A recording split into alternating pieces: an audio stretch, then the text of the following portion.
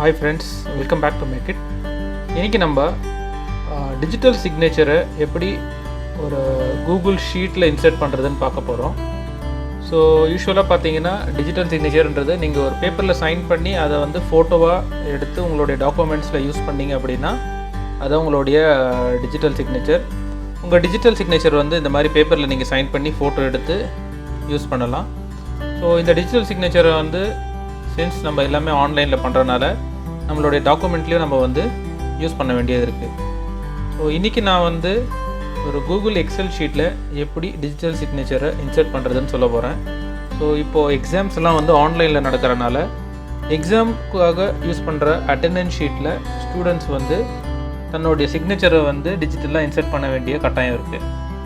So இந்த XL ஷீட்ன்றது வந்து ஸ்டூடெண்ட்ஸ்க்கு வந்து மெயில் அனுப்பும்போது இந்த மாதிரி எடிட் ஆப்ஷனுக்காக வரும். ஸோ ஸ்டூடெண்ட்டோடைய மெயில் ஓப்பன் பண்ணிவிட்டு ஓப்பன் இன் ஷீட் அப்படின்னு கொடுக்கும்போது ஸ்டூடெண்ட்டுக்கு வந்து இந்த மாதிரி ஓப்பன் ஆகும். ஸோ அதில் வந்து ரெகுலராக வந்து எக்ஸாம் ஹாலில் வந்து ஒரு ஸ்டூடெண்ட் எப்படி வந்து தன்னுடைய அட்டெண்டன்ஸ் ஷீட்டில் சைன் பண்ணுறானோ அந்த மாதிரி அவனுடைய நேமு, ரிஜிஸ்டர் நம்பரு எல்லா டீட்டெயிலும் இருக்கும்.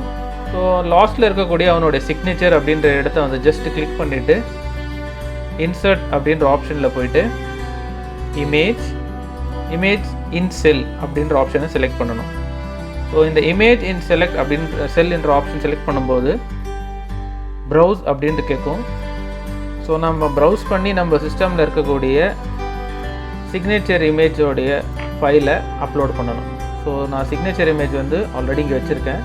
ஸோ அதை ஜஸ்ட் டபுள் கிளிக் பண்ணுறேன்.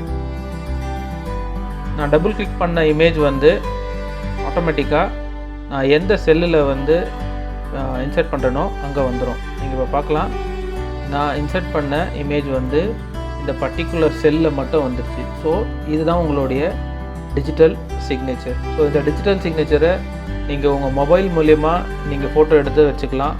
இல்லை உங்களுடைய கம்ப்யூட்டர்லேயே கூட நீங்கள் வந்து பெயிண்ட் அல்லது மொபைலில் இருக்கக்கூடிய நோட் அப்படின்ற ஆப் மூலயமா நீங்கள் வந்து டிஜிட்டலாக கூட சைன் பண்ணி ரெடி பண்ணி வச்சுக்கலாம். ஸோ இதை நீங்கள் இன்சர்ட் பண்ணிவிட்டு ஜஸ்ட் இதை க்ளோஸ் பண்ணால் போதும். இதில் நீங்கள் சேவ் பண்ணணும், மற்ற எதுவுமே வந்து நீங்கள் செய்ய வேண்டிய அவசியம் கிடையாது. ஸோ யாரெல்லாம் எக்ஸாம் எழுதுறீங்களோ இந்த மெத்தடை யூஸ் பண்ணுங்கள். தேங்க்யூ.